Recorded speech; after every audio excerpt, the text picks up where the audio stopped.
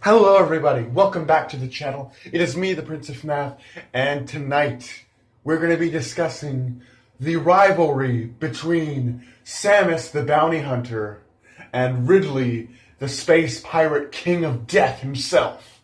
So without further ado, let's roll the intro and get started.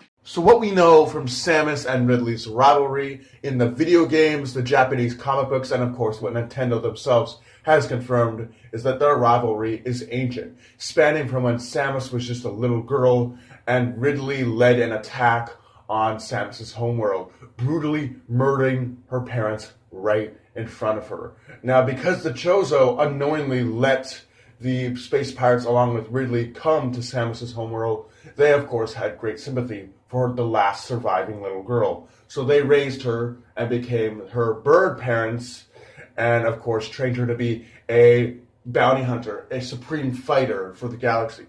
And so then Samus proceeded to leave where the Chozo were on Zebes and try to track down Ridley. And they've fought for centuries through the cosmos.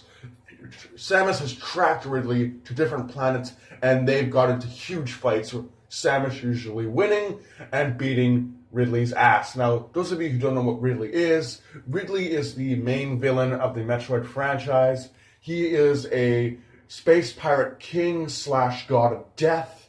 He resembles that of a giant purple dragon and has a sunken rib cage and everything. He looks pretty badass, and he shoots sort of a flaming sort of gas out of his mouth. It's not so much a fire, but it's kind of like a sparking sort of misty fire that he shoots out of his mouth.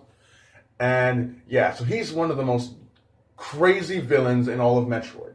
He is extremely intelligent. He can even speak. If you read the comic books, he can speak. He can talk. But in the video games, he just seems to make growling and chirping noises.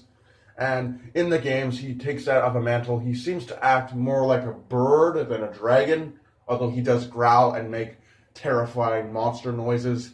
He does take on more of the characteristics of a bird, sitting in a perched position and often opening and closing his mouth, much like you would see a bird do. But yeah, Samus, although is pissed off with Ridley, deep down she is very afraid of him. But because she is a bounty hunter, she doesn't let her emotions get the best of her, and of course always ends up killing him. We even see this in Metroid The Other M, when Samus sees Ridley attack her friend, and then she remembers Ridley, and it sends a flashback of when she's just a little girl crying as Ridley destroys her homeworld along with the space pirates, and she's just, in her head, she's like crying, but then she snaps out of it and beats Ridley's ass, as she has become known to do. But yeah, and from in the original comic books, it seems like Samus only wanted to be friends with Ridley, saying, even though you're different, I still want to be friends. Ridley, of course, ignored this because all Ridley ever wants is to destroy and conquer. So Ridley ignored this and it's like, I don't want friendship, I just want to destroy and conquer. I mean, that's all he ever wants to do. So there's a little insight into how ancient Ridley and Samus's relationship goes back to when she was just a little kid and scarred for life after Ridley led an attack on her homeworld, brutally murdering her family and most of the human race. So I hope you guys enjoyed, and yeah, I'll see you guys in the next video. Do take care.